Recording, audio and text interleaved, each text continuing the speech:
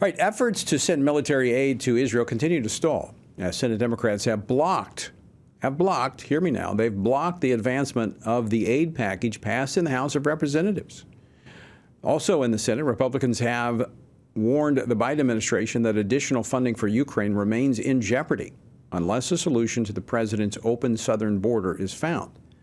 But with Democrat scare leader Chuck Schumer insisting that addressing the border crisis is a non-starter, how should Republicans in the Senate respond?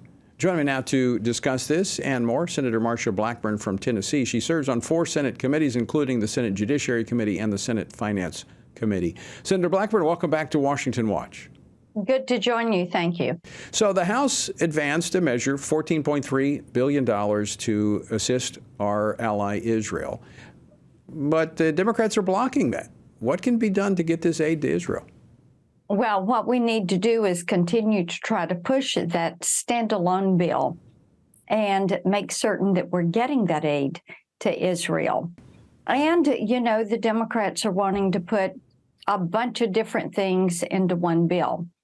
So maybe we should say, all right, you can have a small amount of money, and once you secure the border, once you have met certain metrics, then you can have another tranche of money.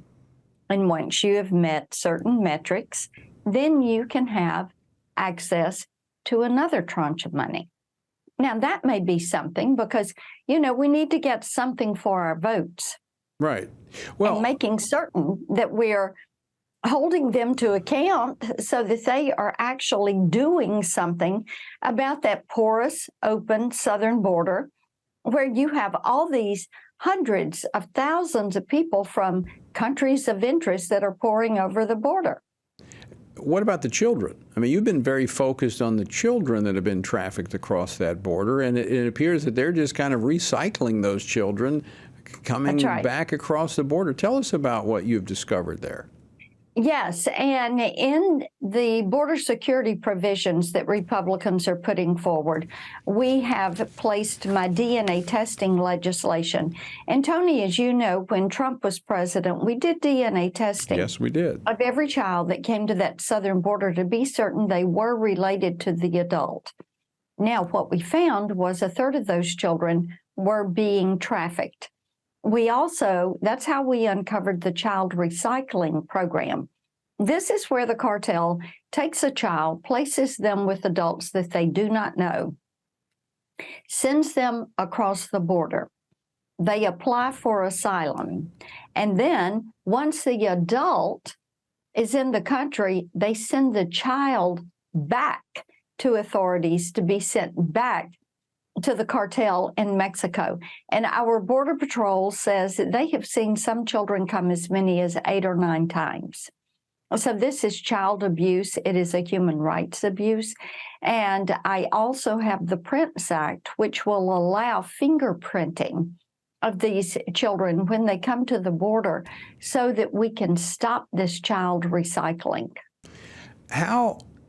Tell me, how is that compassionate to allow these children to be brought back and forth across the border by the cartels to allow adults to make their way into the country? How is having a policy in place that the Biden administration has, how can that be described as they do compassionate?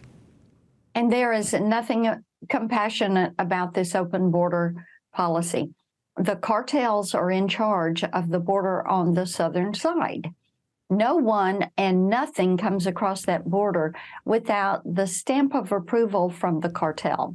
What we know is that you've had 108,000 Americans die of drug overdoses, primarily fentanyl. China sends the precursors into Mexico to the labs. They make the fentanyl there, and the drug cartels are the ones who are distributing this. The cartels are now active on U.S. soil.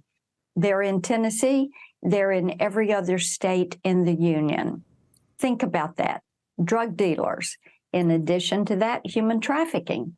Cartels have turned this from a $500 million a year business in 2019 to a $150 billion a year business this year. So, Senator, And these women are all being put into sex trafficking. You've got all of your sanctuary cities now complaining about an elevated level of prostitution rings in their cities. wide open, wide open. Yep. So, final question here. We've got 30 seconds left. How strong is the resolve among Senate Republicans to hold the line on this and back the House in taking such an approach that you've described, that we get something done on the border?